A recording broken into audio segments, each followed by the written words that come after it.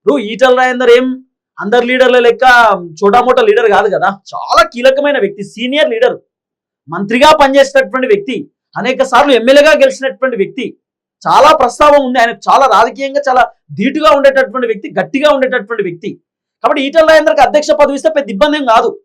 అధిష్టానం 2 అంశాలు గమనించినట. ఒకటి, ఈటల రాజేందర్కి అధ్యక్ష పదవి వర్తా కాదా అంటే ఎస్ వర్త్, 1000% వర్త్. ఎందుకంటే ఈటలకు రాజకీయాలకు సంబంధించిన వ్యవహారం మొత్తం తెలుసు.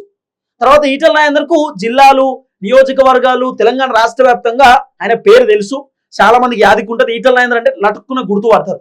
కాబట్టి ఈటల రాజేందర్ అంటే కొంత చరిస్మా ఉంది తెలంగాణలో.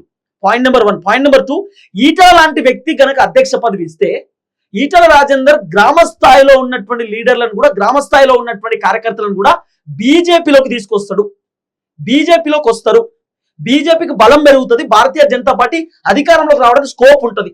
ఇది బీజేపీ ఆలోచన చేస్తున్నారు. ఎందుకంటే ఈటలకు చాలా మంది రాజకీయ నాయకులు టచ్ లో ఉంటారు. ఈటల ఒక మాట, రండన్న బీజేపీలోకి మంచి అవకాశాలు వస్తే నేను ఇప్పిస్తా అంటే వస్తారు. కాబట్టి ఈటల లాంటి వ్యక్తికి అధ్యక్ష పదవి ఇస్తే బాగుంటది, బలంగా ఉంటది, పార్టీ కూడా బలపడుతుంది అనేది ఒక చర్చ.